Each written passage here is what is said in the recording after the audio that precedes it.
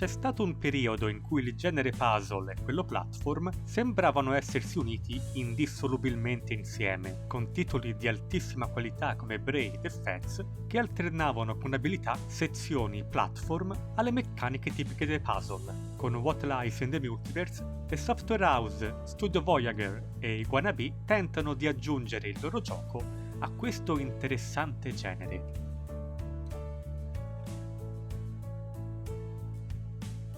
Annoiato dalla vita di tutti i giorni, un ragazzino che noi conosceremo soltanto come Kid ha speso innumerevoli ore nel tentativo di simulare le dimensioni parallele sul suo computer. Un giorno, del tutto inaspettatamente, il suo progetto ha successo e il ragazzino si ritrova catapultato in un'altra dimensione. Qui incontra Everett, un folle scienziato dal bizzarro cappello con poco rispetto per le regole e il potere di viaggiare attraverso i mondi. Affascinato dalla prospettiva di poter continuare il suo viaggio, il ragazzino chiede ad Everett di potersi unire a lui come assistente e così un dinamico duo nasce. Quella che segue è una bizzarra, divertente ma anche profonda avventura attraverso il multiverso, che nonostante delle premesse non proprio originalissime, ha una storia accattivante, con una parte umoristica molto solida, un cast sempre all'altezza e temi che, nonostante siano per la maggior parte quelli appunto della commedia, non temono di avventurarsi anche in sezioni più oscure e profonde.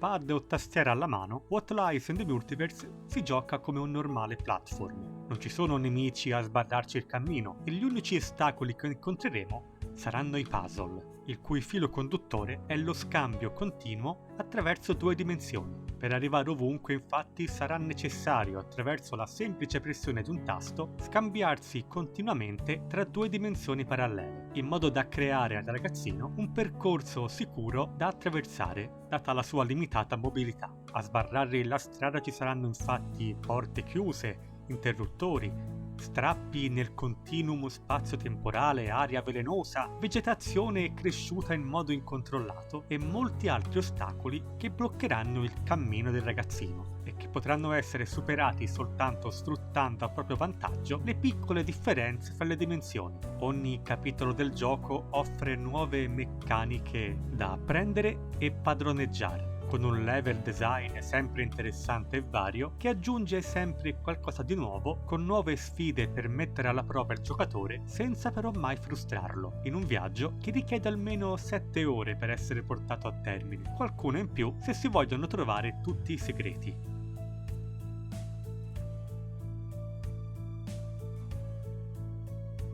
Guardando il video difficilmente non l'avrete già capito. What Lies in the Multiverse abbraccia un'atmosfera nostalgica attraverso l'uso della pixel art. La grafica è semplice ma sempre di effetto, chiara e che non distrae mai il giocatore da quello che lo circonda. La varietà negli ambienti non manca ed anche i personaggi sono ispirati e pieni di vita, anche se composti da pochi pixel.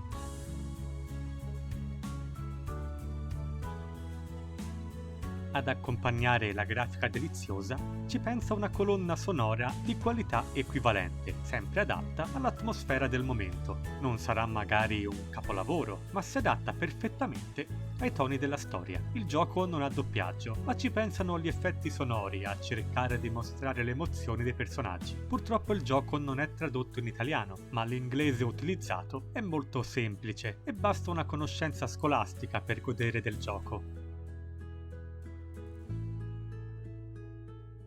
What Lies in the Multiverse è un'ottima esperienza. Ha meccaniche semplici che si evolvono durante il gioco, appaganti ma mai frustranti puzzle che mettono alla prova il giocatore, ottimi personaggi, una scrittura lodevole e una presentazione deliziosa.